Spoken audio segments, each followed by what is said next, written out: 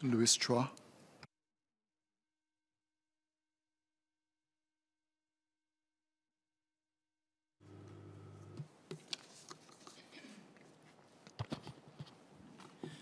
Mr. Speaker, the Carbon Pricing Amendment Bill is a step in the right direction towards decarbonising our economy. These changes are all the more significant in light of COP27, which is happening right now as we speak, in which I hope and trust that nations around the world will take urgent and decisive action to tackle the existential threat that is climate change. Before I move on to specifics of the bill, I would like to recognise the government for setting a net zero by 2050 target as opposed to the by or around mid-century target that was released in Budget 2022 earlier this year. As I shared in my speech on the Environmental Protection and Management Amendment Bill last year and reiterated during the budget debates this year, we need to set a bold, ambitious and specific emissions reductions target that align with the global goal of reaching net zero by 2050. The IPCC 6 Assessment Report, or AR6, makes clear that the world faces a frightening future, even if, and that's a big if the global economy is decarbonised rapidly. Across all scenarios considered by the IPCC, global temperatures will continue to increase until at least the mid-century. In fact, we are now expected to reach this 1.5 degrees tipping point 10 years earlier than expected. To limit warming to 1.5 degrees with no or limited overshoot, net global CO2 emissions need to fall by about 45% from 2010 levels by 2030 and reach net zero by 2050. Unless immediate, rapid and large-scale action is taken to reduce emissions, the average global temperature is likely to reach or cross the 1.5 degrees warming threshold within 20 years. Moving on to the specifics of the bill, the key point I wish to make today is the need for transparency as well as the need for continued or even stronger climate ambition. My first point is on the carbon tax. The bill proposes an increase in carbon pricing from the current $5 a tonne to $45 a tonne from 2026 to 2027. DPM Lawrence Wong also announced in Budget 2022 that it will be raised to between 50 to 80 Sing dollars by 2030. That's roughly about 35 to 57 US dollars. Mr. Speaker, I support the more ambitious pricing but believe there is also room to do more. My colleague James shared in his speech in February 2021 about the importance of a well-functioning carbon tax system for delivering effective reductions in our nation's carbon footprint. And as highlighted by some participants who took part in MSE's public consultation, who I quote, were in favour of a more aggressive carbon tax trajectory, citing the higher carbon prices in some other developed countries, the latest scientific recommendations, and the need to sufficiently deter greenhouse gas emissions from growing. As DPM Lawrence Wong said at the Singapore International Energy Week recently, the carbon tax is an important lever to shape responsible behaviour so that consumers and businesses internalise the costs of carbon emissions in their consumption and investment decisions. I fully agree with the DPM on his comments, but if we look at international benchmarks, the World Bank-supported High Commission on Carbon Prices proposes 50 to 100 US dollars is needed by 2030.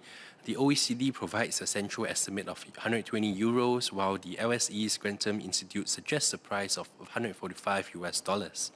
Our proposed 35 to 57 US dollars by 2030 goal still sits below or at the low end of these recommendations. Next, I will touch on the industry transition framework. The Workers' Party believes in the principle of allowances, and this will be important to ease the transition for both carbon emitters and for individual Singaporeans, such as in the context of higher carbon tax on power prices. This transition framework could mitigate the impact of higher carbon taxes, such as by giving companies in the EITE sectors more time to invest in cleaner technologies. Yet we must ensure that we do not give out a free meal to polluters. The introduction of allowances goes against the spirit of the government's previous commitment to apply the carbon tax uniformly to all sectors, including energy-intensive and trade-exposed sectors without exemption. This is why we are proposing that the government publicly disclose which facilities are receiving allowances and for which emission years. I recognise that the government is proud of the achievements of our energy and chemicals industry, with Singapore now ranking as one of the top 10 global chemicals export hubs and one of the top 5 refinery export hubs. However, such a framework could be seen by some that the government is overly protective of these industries in the face of the existential threat of climate change, and with many of these very same companies keen to decarbonize themselves. Shell and BP, for example, have set net zero commitments by 2050.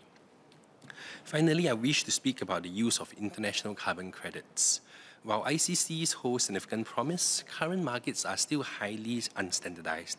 The government seems to acknowledge this by allowing companies to offset just up to 5% of taxable emissions via ICCs in this bill. However, Clause 33B currently provides an exception where the minister may permit eligible international carbon credits to be surrendered in excess of the prescribed limit in any particular case or class of cases. This effectively gives the minister unlimited legal power to decide the use of ICCs. How will the minister decide when to lift the prescribed limit? Is there a framework to constrain this decision-making process? Earlier this year, during the MSE Committee of Supply debates, I asked about accountability measures to ensure transparency and fair implementation in the use of high-quality international carbon credits. In the spirit of transparency and accountability, my Sengkang colleague, Ms. He Ting-Ru, has filed an amendment to Clause 29 for public disclosure of ministerial decisions to permit registered persons of taxable facilities to surrender eligible ICCs in excess of the limit. Before I conclude, Mr. Speaker, I would like to touch on the recent US Inflation Reduction Act.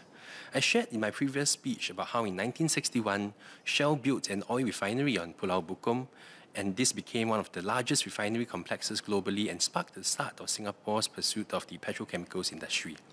In the same way, clean energy and green finance can be our next growth sector.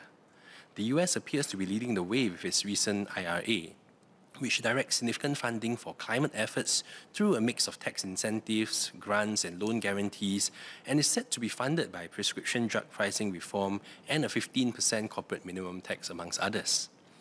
Over US $400 billion in spending over the next 10 years will be on climate and energy initiatives, but importantly, the multiplier effect of these from both the public and private sector would mean significantly higher investments into a new growth area. This could have far-reaching effects across industries and supply chains, with companies likely needing to rethink and recalibrate their strategies to not miss out on the opportunities arising from the energy transition. We need to change the narrative from one of risk mitigation and protection for the industries of the past to opportunity capture and setting the stage for future growth. Mr. Speaker, the question surrounding net zero in Singapore now is no longer when but how. Our pathway to net zero must be transparent, fair, and inclusive. As highlighted in public consultations, Singaporeans want to participate in meaningful discourse over our collective future. This can only be achieved if data related to our emissions and emitters is made more accessible and available.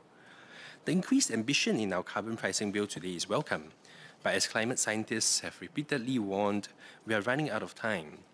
Based on the IPCC 6AR, the global carbon budget to stay below 1.5 degrees warming could be used up in less than 8 years from now. It is also concerning that while we have a net zero by 2050 target, which is contingent on technological advances, the economic viability of low carbon technologies, and effective international collaborations in areas such as carbon credits and renewable energy imports, it appears that our near-term emissions are still expected to continue accelerating. While the reduction in 2030 target emissions of 60 million tonnes of CO2 equivalent from 65 million is definitely welcome, does it mean that we will still reach 65 million tonnes of CO2 or higher ahead of previous forecasts, even as we set a lower 2030 emissions target? I recognize from Minister's reply to a PQ earlier today that we are expected to peak emissions sometime between 2025 to 2028. But would that also mean that we are on a higher emissions path in the near term, and in fact producing even more CO2 than what we previously projected? At COP27, nations around the world are being urged to cut emissions by 45% by 2030 compared to 2010 levels. We cannot, in good conscience, continue to release even more carbon dioxide into the atmosphere against this backdrop. And let us be that bright green spark and show the world that even in spite of our constraints, Singapore can and must strive to do more for the climate. Thank you.